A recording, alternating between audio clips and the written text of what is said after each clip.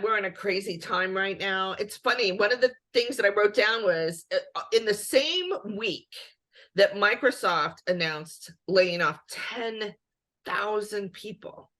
Mhm. One of the news cycle stories here in Las Vegas was we were about to invest $30 million in some guy's country venue. Like, who's the guy? Blake Shelton. Is that his name? Oh, yeah. Yeah. He's gonna open something here in Las Vegas, and we're spending $30 million just on the venue alone. And I'm like, 10,000 people just lost their jobs. Wow. Yes, but to be fair to Microsoft and some of the tech companies, they hired like crazy during the pandemic. Oh yeah. So they're still net above like how many employees they had just before the pandemic. I'm not saying that people losing their job isn't bad. And I just heard this yesterday, because I really love this podcast, and it's because it's really related to my job. It's like a tech and business job, a tech and business podcast. And one of the things they talked about was the people who lost their jobs, like between Twitter, Amazon, Tesla, they've all had these huge, massive layoffs. Microsoft, they've all pretty much gotten jobs. Oh, that's good. That's all of them. That makes me feel better because, well, one, that means. Well, if you think about it, if you're working at a Microsoft, if you're working at Twitter, if you're working at a lot of these platforms, because they've just been in the news and we all know the names, you're probably college educated. Just the fact you have experience in tech, there are still a ton of, there are plenty of tech companies that are still hiring.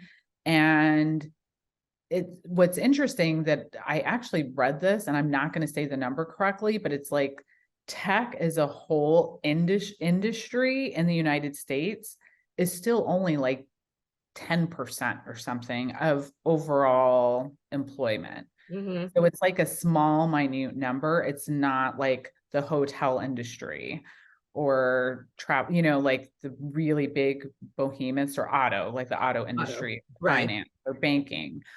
But or the service industry for that matter. The service industry, 100%. So they were saying it was, people were freaking out because all these articles were coming out on LinkedIn, but they were like, one, these are people who are going to be fine. It's not, what's more scary is people who are getting laid off, who are say minimum wage workers, or just, barely, because they can fall very quickly into a really scary situation if you're living paycheck to paycheck versus most of the people at Microsoft, Twitter, like they're doing all right, more than likely. I'm not saying everybody, but yeah, that was interesting. I still don't celebrate, like, personally, right? Like, I'm not celebrating when people lose their job. Fuck no, it's awful. It's awful. And part of it is it's just a restructuring or a way for them, Twitter starts it, then everybody else can do it and use it as an excuse when they're actually doing really well.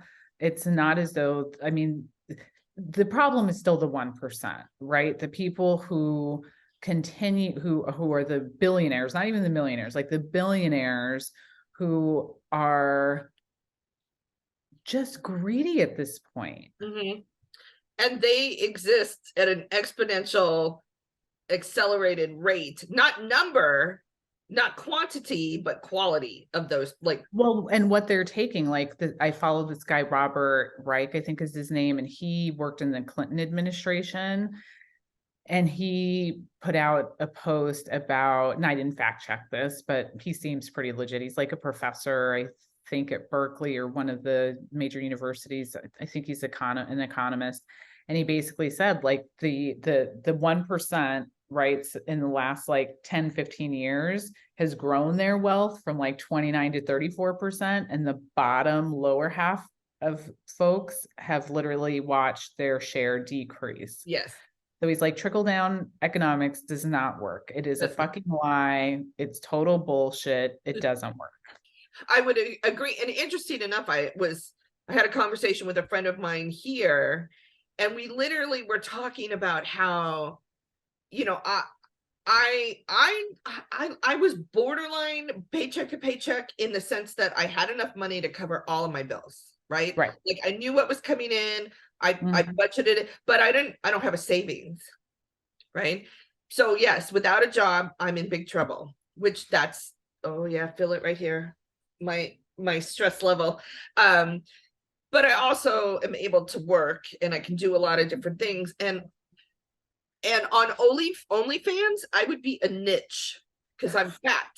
So I'm hoping it doesn't, come down to that. Oh my God. Okay. So a friend of mine, a friend of a friend years ago told me, and again, I have not looked into this. It could be total bullshit. But apparently, if you create either a YouTube channel, OnlyFans, whatever it is, there are people that have feet fetishes. Oh So yeah. you don't have to even show your body. And she said some woman, I don't know if she read about her or heard about her or what it was, but she literally just took cake and would take the cake and rub her feet in the cake and was making a fortune. Yeah. And there's part of me that says, well, why not? Right? But then there's part of me that says, and not judging the people that do that. So don't misunderstand what I'm about to say. I am not judging them. Yeah. Putting their feet in cake. I mean, that's not even sacrilegious, right? I guess it would depend on what it causes other people to do after that. But you can't really control other people. No, I'm not talking about, that's why I'm not blaming the person doing it. I'm just saying in the big scheme of things, what do I want out of life, right? Like I ask myself, what do I want out of life? Do I want to contribute positively? That's what I would like to do. And for me, it doesn't necessarily mean stepping in cake. Yeah, but you may be making other people really happy. I might be, and that's why I'm not judging it. I'm not judging. I don't feel my feet are as exciting enough, but what do I know? And I also learned from this same friend that said, the whole point was you got to make, nowadays, if you don't make $100,000, you are living from paycheck to paycheck almost, right? Like it's almost that bad, especially if you have 2 kids and a house payment, which she did. But yeah, I mean, like it takes more money now because gas is more expensive, everything, eggs, milk. Yeah. So those people at the bottom, those people that are cleaning the hotel rooms, yeah, those people are nervous. And I don't blame them, right? But interesting enough, the same woman that was telling me about this OnlyFans thing, apparently the foot fetish stuff is reducing because there are more women out there willing to do more things. Right? So the foot fetish, you're like, so you get feet and knees, right?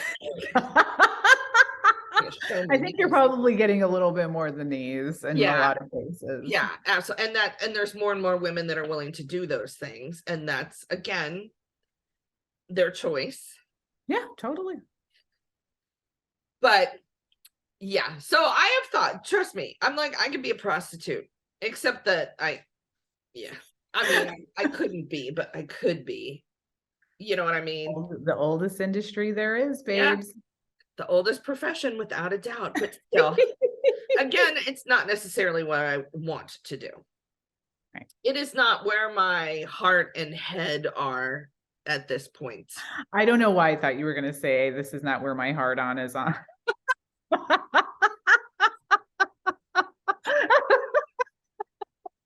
No.